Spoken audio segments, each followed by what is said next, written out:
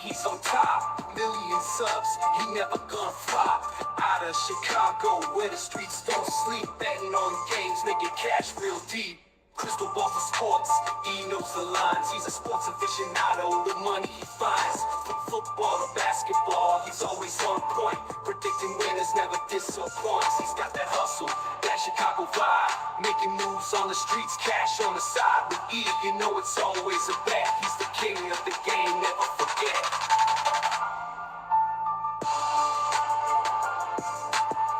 Hello and welcome to the Etoft21sports Show for June 11th. How is everyone doing? My name is Eric. I'm the man behind Etoft21sports. Absolutely loaded episode for you today. My boy Matt is coming on. Him and I are going to share our bets for the US Open. Plus, Gino will have his horse racing by the day. But before we get into all that, I would like to say thank you to the sponsor of the show, Parlay Play. If you're not using Parlay Play, go to the App Store, download the Parlay Play app, use promo code NFL Betting Blitz for a nice little deposit bonus. Now let's shift our attention over to Santa Anita and see what Gino has cooking for us for his horse racing bet of the day. It's closing week at Santa Anita, so they have racing Thursday, Friday, Saturday, Sunday coming up this week. So last chance to play Santa Anita, and remember on Sunday they'll have all those mandatory payouts in the pools. Let's get you a play for Thursday. We're going to go to race number 5 as we take a look at the DRF past performances. There's actually a pick 6 carryover for Thursday too. If you're interested, it starts in race number 4. So this will be a horse in that pick 6 sequence that I think you might be able to single. I'll probably do that here with the number 6 Soho. This filly was very good last year. You can see in her 3 starts, she wins her first start out of the box. She comes from off the pace, which I love that she showed she can pass horses. Then in her second start, they tried legitimate stakes company against graded stakes company. She finished 5th that day. She was only beaten a couple lengths. And then she comes back and she finishes 3rd in another stakes race against a horse named Charlene's Dream, who came out of that race to win their next start and won 3 out of the first 4 races. So she had a good start to her career last year as a 2-year-old.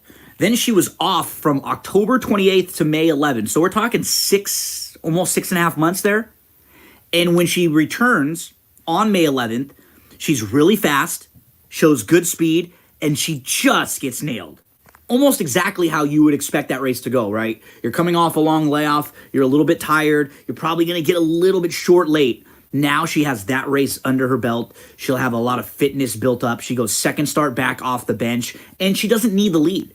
She got tired late, but she's not a need the lead horse. She can sit off the pace, and I think she probably will want to do that in here because there's some other speed. But it's just nice to know they have that those options and the versatility with the number 6 Soho, 3-1 on the morning line, anything 5-2 or above, and we'll try to single her in some of your late exotics. This one kicks off the late pick 5, and it's in the middle of that pick 6 with the carryover. Good luck. We'll be back here again next week with another play each and every week for Eric. Best information in sports right here from Eric. Make sure to give my boy Gino a follow at It's Me Gino B on X. Great dude, knows his stuff. He's the one who got me into this. Him and I will actually be live tomorrow right before the Game 3 of the NBA Finals, sharing our best bets for that. Now let's shift our attention over to some PGA and welcome Matt to the show. Matt, how you doing today, my man? How's it going?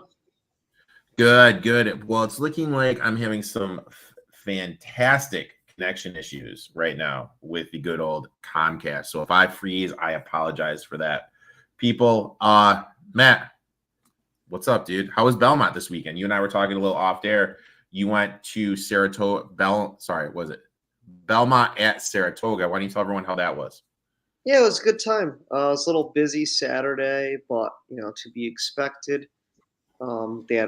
They did a great job hosting it, and it's back next year, so maybe we'll see you up here.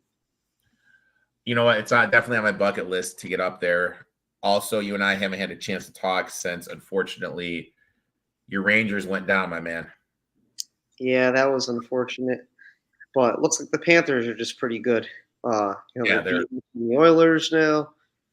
So yeah, they're boat racing. They're looking insanely well right now. But we're not here to talk about that. We're here to talk some PGA and everything. But before we get into all that, we always have a takeaway from the weekend. What's your takeaway from the weekend, my friend? Mine was Belmont. Being there was awesome. It was great experience to be in Saratoga for something like that. You know, growing up close by and living a block or two from the track. So I'm interested to see how they improve it. Maybe some takeaways for the summer to make the track, you know, more enjoyable and do some of the events that they did throughout the week. So yeah, we'll see. Comment coming in from Andrew here, and that actually is my takeaway, my opinion on Caitlin Clark and the Olympic team. There's a couple ways we can look at this. Number one, this team has been practicing together right now for, I don't know, since 2022. So 2 years, they've been going to training camps. They've been going overseas to play in exhibitions. They've been getting ready. These women have been in the program. Now you have Caitlin Clark, who's obviously the talk of women's basketball. Here, will bringing her, or in fact, any other player into that disrupt it? Maybe. I don't know. But on the other side, you have Caitlin Clark, who hasn't had a day off from playing basketball in how long? Because think about this. She went exactly from Iowa right to the WNBA. They had 11 games in the first 20 games of the WNBA season. This athlete needs a little bit of a break, and I think she would benefit from this break to kind of define her skills, because we saw Sabrina, who plays for the Liberty, she really took off at the end of the second year or third year, and I think Clark's going to do the same thing when she gets used to the physicality of the game. I think actually not being on the team sucks, because I think she deserves it. But I think long-term for her and her development as a player, it's probably a good thing that she's not on it. If that, you know what I mean? If that makes sense. Yeah, it's kind of like you don't expect, you know, the number one pick, like you guys drafted Caleb Williams. You don't expect him to come throw 50 touchdowns this year. Like there's always a little bit of a growth. And Matt, I have to be honest with you, born and raised in Detroit, I'm going to be a Lions fan to the day I die. I've lived out here in Chicago for way too many years. Still do not own one Chicago's team gear, and I will never own that. Andy's actually a Vikings fan. Yeah, that's one of my neighbors. He's a Vikings Patriots guy. What's up with your boy Wu? Matt, if you don't know, Brian Wu, pitcher of the Seattle Mariners, longtime friend of the show. We bet him a lot, and he was supposed to go tonight, getting an MRI on his shoulder, so he may miss a start. Great start to the season, 3-0, like 1.5 ERA, 0.53 WHIP. Gave out 100-1 for him to win the Cy Young a couple weeks ago. Great position there as he able to finish the season, which I hope he is, because he's having a great year. Hopefully this MRI isn't anything serious. Matt chimes in, who is a good dark horse pick for the US Open? I have two guys I bet 20-1. I couldn't pull the trigger on them, but both of them are north of 80-1 to win the tournament.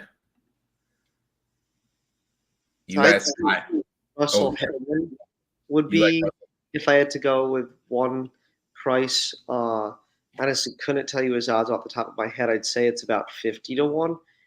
You know, he's good with long irons. His putter can get hot. He's relatively accurate off the tee and on approach. You know, it's a tough course, so he's good, you know, getting up and down. That would be the guy I would go to. But it's, you know, again, I only gave out one outright on, you know, for the bets we can get into, but that was Aberg. It was 22-1. It's just so hard to get a bet against Scotty Scheffler up top. Did you see what FanDuel is doing? FanDuel brought out, like, basically to finish second. He's like winner without Scotty Scheffler. Yeah, so they do that in most of the big tournaments, and they've done it like last year, for instance, after Rahm won the Masters. The next one was the PGA, and it was without Jon Rahm. Or, you know, if Rory's the big guy, and say the Canadian Open a couple weeks ago when he was 3-4-1, it's like the field's without Rory. So they do that relatively often. It's just funny. It's always Scotty now. He's 3-1 to win it. This is the lowest favorite since Tiger Woods was plus 180 to win the PGA Championship a couple of years ago. And if you bet $100 on Scotty every single tournament, you're up $1,600 this year. Yeah, I did see that. It was 2007, I think, was Tiger's plus 180, the lowest in a major since then. Dan chimes in. Are you guys high on Caitlin Clark unders? I will be honest, my friend. I haven't even looked at WNBA. I'm knee deep in MLB and NBA. And golf. I haven't even looked at WNBA, but we were cashing some Caitlin Clark unders to start the WNBA season. Let's shift our attention over to some bets. I got 3 bets. Matt has 3 bets. Now, for Matt, that was asking in the chat, the first 2 I'm going to give out, I only played top 20, over 80 to 1. You could bet these guys to win it. Matt, what is your first bet, my friend? Yes, my first bet was Ludwig Oberg, 22 to 1 outright. He's third in the field in scrambling in his last 36 rounds. He's 11th on approach. He's bogey avoidance. He's 7th in the field. Good drive. He's 17th off the tee in par 4s, which makes up a majority of this course. He's 11th. Like I said, it's tough to bet against Scotty up top. He's the one guy that I'm willing to take a shot with. I think he could be the next generational talent. Just maybe not yet. I like it.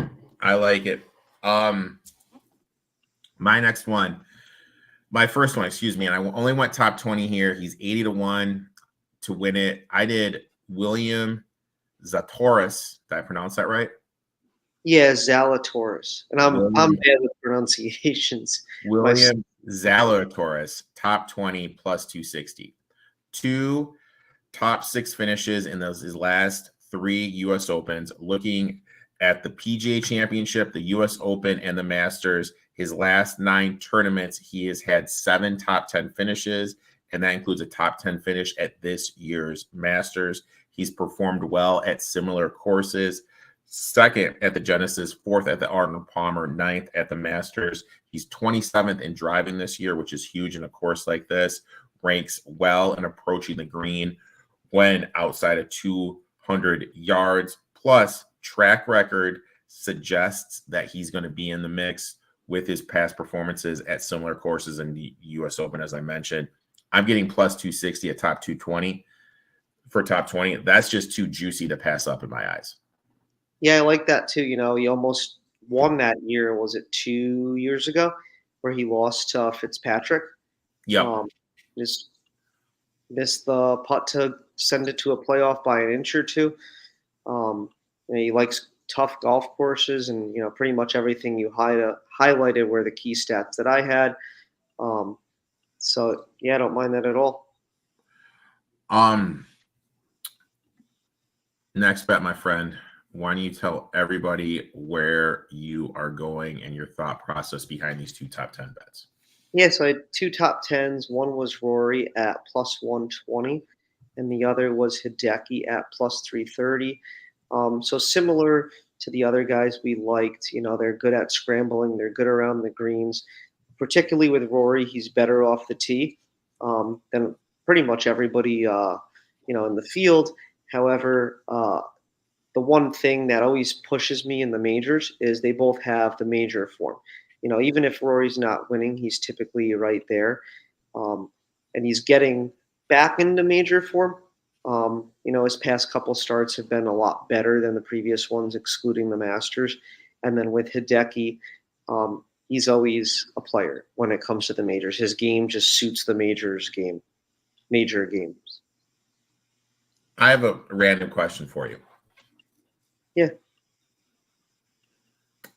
If you had just kind of look at every golf tournament coming up and everything, not just this one. If you had to bet on the golfer that would be most likely to beat Scotty, who would it be? In any tournament. In any tournament. Any tournament. So it's different, like course fits and that type of Mhm. stuff. Like some guy, like we talked about, some guys are better here because they're, better on approach or around the greens, which they got to do that here because it's a tough course. If you get out of position, or I don't know if you probably saw some of the videos, like you hit the ball 2 inches further to the left or right than you want, it rolls down 50 yards. But if we're just going at any course, any time, any place, I'd say Rory probably. He's one of those guys that you just don't want to see on Sunday. To go eye to eye with, like, look how good Xander was. He won the PGA Championship the week after Rory just blew him away. So when he's on, I don't think anybody is as good as him other than Scotty. That goes without saying. Oberg is, 24 years old. So I think he'll get there. I just don't think it's like today. Andrew chimes in, Rahm is out. What are your thoughts on a live golf winning the Open? Any suggestions on who you'd pick? Yeah, so Rahm had a foot injury or something that he withdrew, I think, on Sunday for a blister, and then it became a foot infection or something along those lines. They announced him out a couple hours ago. If I had to take one guy from live, I would probably say Bryson. A lot of people are going to go to Brooks because it's Brooks. He has the histories and the majors. I think he's 1 or 2 away from tying Seve or whoever's. I think he would get 7 if he won this one, or 8. Bryson, he showed that he's been playing a lot better. He played great in the Masters. He almost won the PGA. So I think he's just, in a zone right now. He's playing better and better every week, and he's talking relatively confidently. He's long off the tee. He's good on approach. He can hit longer clubs that others can't going into these greens. And, like you were talking about, you got to be good from 200 plus, which he is. Fred asks, who are we fading this week? So Fred's in the other room over there. I'd say Cam Smith. It just seems everybody's high on him because he's good around the greens.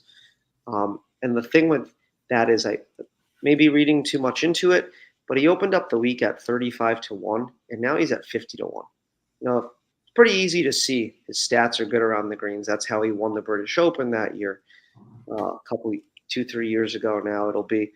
But if he was, the play of the day, play of the week, whatever, why is he going from 35-1 to 50-1? It also seems like ever since he went over to live and took all that money, he just doesn't care anymore.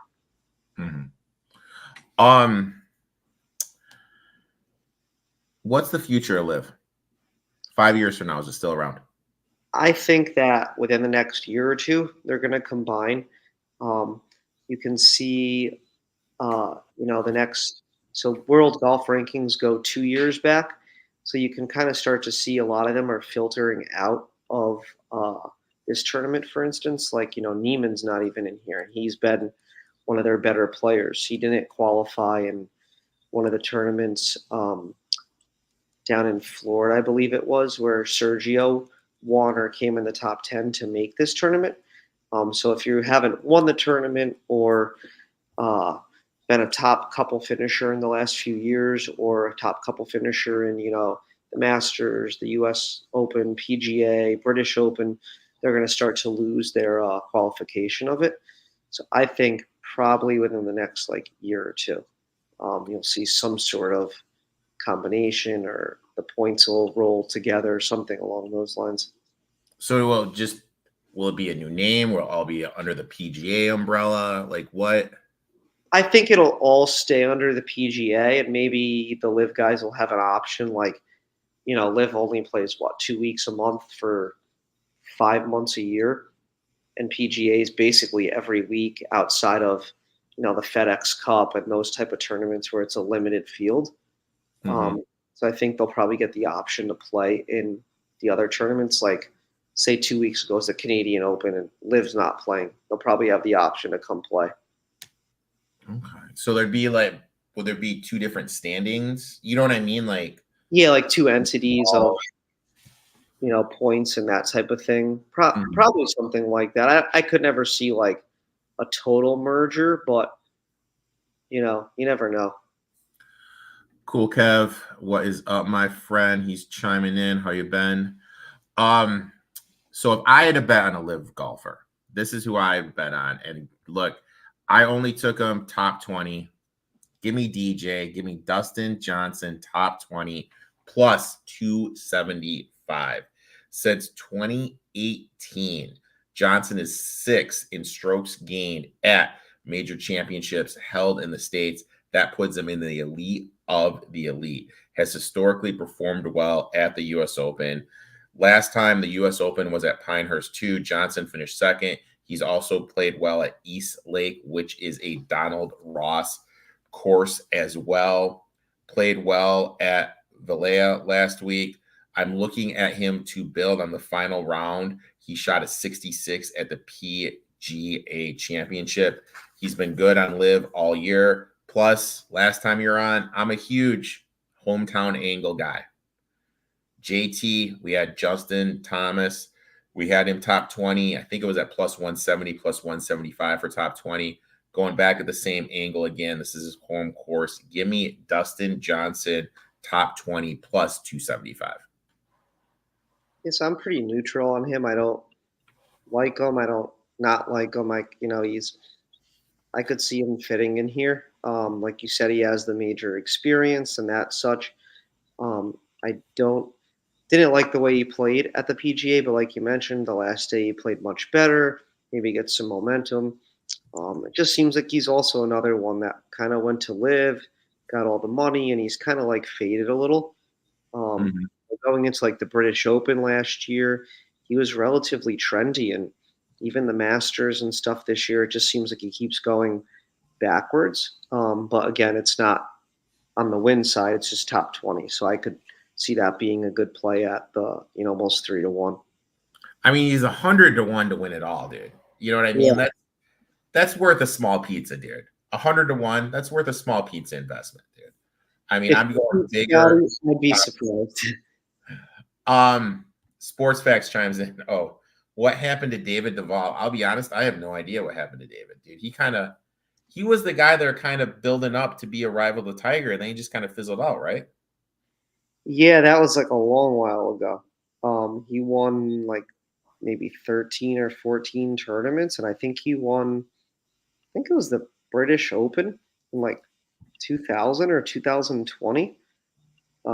Sorry, 2000 or 2001. And he just never really heard from him again. Cool, Kev. Comment of the night so far. Bearcats Van Exel. Nice jacket, Matt. This Nick is from Dan's brother, Mick, back when he was coaching Cincinnati still, before he went to UCLA. Dude, I'm telling you, Nick Van Exel, one of my favorite players ever with that silky smooth left-handed jumper. Matt, third and final bet, my friend. Tell us what you're working with. Yeah, so I took two matchups here. Aberg minus 110 over Bryson for the tournament, and Aberg minus 125 over Finau for round one. Aberg is historically pretty good in the first round.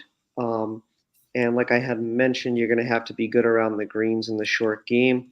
And that's where I think you get the advantage on him over Finau. And then again, relatively similar for him over Bryson. However, we did mention Nat was our live guy. I wish I knew that question was coming. I might have switched that matchup. It's not saying that Bryson couldn't be in the mix, but I just think Aberg has a couple areas where he excels over him for this course. I think I sent you the model and the data that I was playing around with, and Aberg was number 2 in it. 7 points lower than Scotty and a touch higher than Xander. So that's some pretty good air to be in. Number 1 and number 2 in the world, and he's penciled in between both of them. I mean, that's like really good. Yeah. And especially Scotty's on like a career year. That's like really good. Couple questions here. My fantasy football guide comes out August 1st. Pre-sale is going on right now. DM me for anyone interested in that. I hate the Lakers. Can you build a DFS lineup? Okay. On the fly, Matt. On the fly, Matt. Let's build one up. I'm bringing up old DraftKings right now. How did our one do from the PGA that we did? Did not finish in the money. We won it. Right. Like I won the 50-50. I made money in the 50-50. And like for those watching, listening, never do the big contests. That's how DraftKings, FanDuel, whatever, make their money. Always do the single entry 50-50. That's how you make money playing on these sites. Pulling up golf, US Open, PGA. Boom. Do we just have to go Scotty? Do we just have to throw him in there? Yeah. I mean, the small, like, especially if you're doing 50-50, you got to use them. Okay. Now, who? All right. So we're going Scotty. Who else? Who else are you feeling? Let's see. I have the prices up here.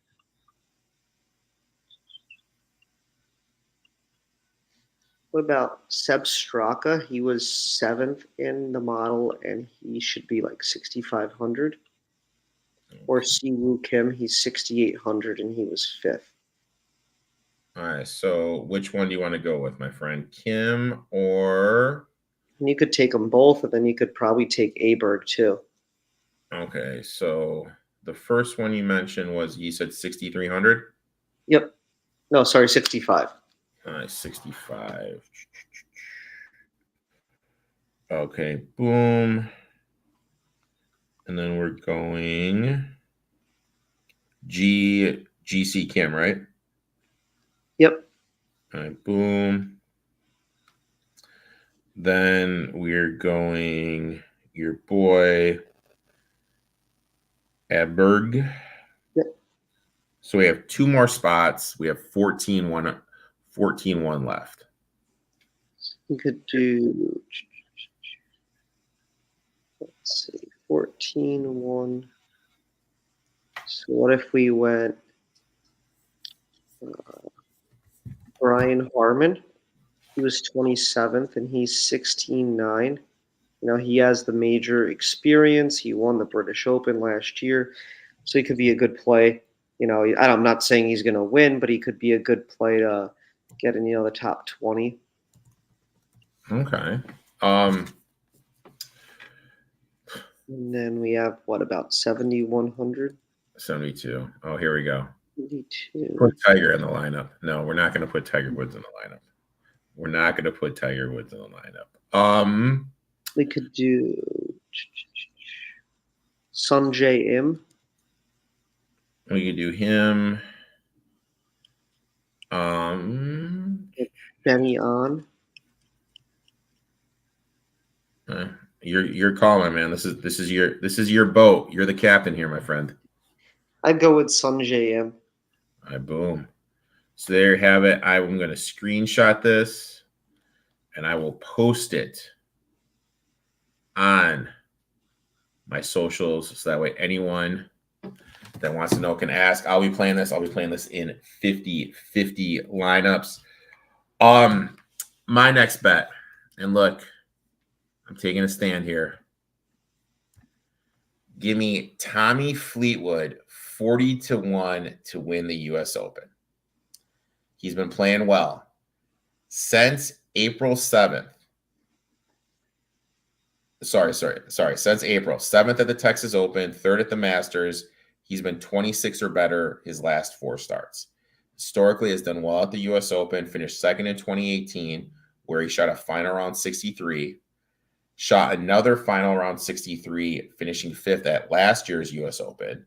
In 2014, 36-hole leader, finishing 4th at Erin Hills. He ranked 17th in tour strokes gained around the green, 10th in scrambling, and he's 8th in bogey avoidance and par 4 scoring, which is key in a course like this. He has 5 top 10 finishes in his last 9 majors and has historically performed well, as I mentioned, the US Open.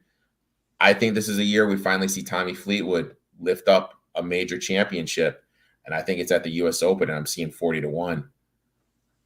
Take my money, man. Let's lock it in. I do like Tommy Fleetwood here. My only issue with him is that he's just never won in America. He's never won a tournament in America. Like, that's my biggest issue with him. He's been right there. Like, he was second in 2018, 2019. He was second in the Open Championship the same year or right around the same time. He fits every key stat. It's just, can he get over the hump to win? But I definitely like him here. He could be somebody that, you could use in a lineup like that, or even like a top 10 or 20. You can still get good value on him, probably 8-9-1 for top 10. If he gets over the hump, 40-1 is a good price. I think we had a prize pick questions. And do you ever do prize picks or anything with your data? I don't think I've heard of that. It's just the thing where it's like you can do, I'm pulling it, Fitzpatrick more or less than 71 strokes. Oh, cool. I mean, I like Fitzpatrick and something like this. He plays good in tough golf. Like Sunday, he low-key like backed his way into the top 10, top 5 even. Okay. Well, he fits a course like this. He's won the US Open, so he has that experience. He's been close in the Masters. He has that experience. So I do think he could be sneaky in here. You're probably going to get all of like 60-1, I think. Okay. I'm going to pull this up right now. I'm going to pull up parlay play. And this is what it looks like right here. That's pretty cool. It's just something like this. We can go. So you liked, let's see. Give me a golfer. Give me a golfer. Let's go, Scotty. Boom, Scotty Chef. Over under 69.5. Like, we would just have to pick one of these. Is that just for the first round? That's just for the first round. I'd say under. That's because the par is 70 here. Okay. So, it'll be tight because I think the winning score is probably like 5 to 7 under. It's a tough course. So, if he's going to shoot a number, it'd probably be like the first day.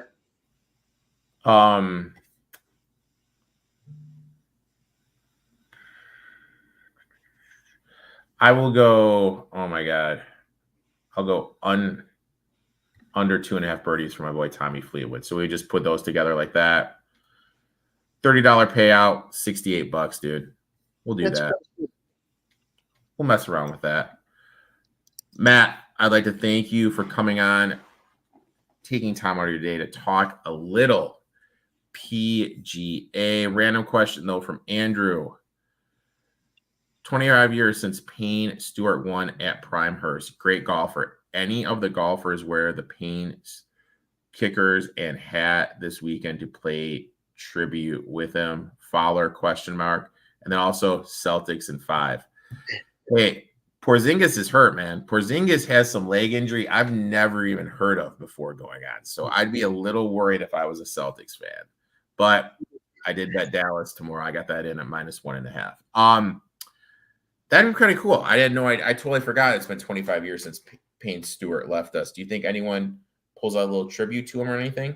Yeah, they've been showing a lot of the videos and stuff on, the US, like live at the US Open and all that stuff this week on, the nighttime show or whatever. I think Fowler did it once, but I don't think anybody's announced that they were. But maybe Ricky will pull it again, get him some notoriety. If you just look up Ricky Fowler, and he had the all blue. Ricky Fowler, cool. Payne Stewart. Yeah, it's pretty cool picture. I think it was that's pretty cool. 2018 maybe. That's pretty cool. I've never seen that before.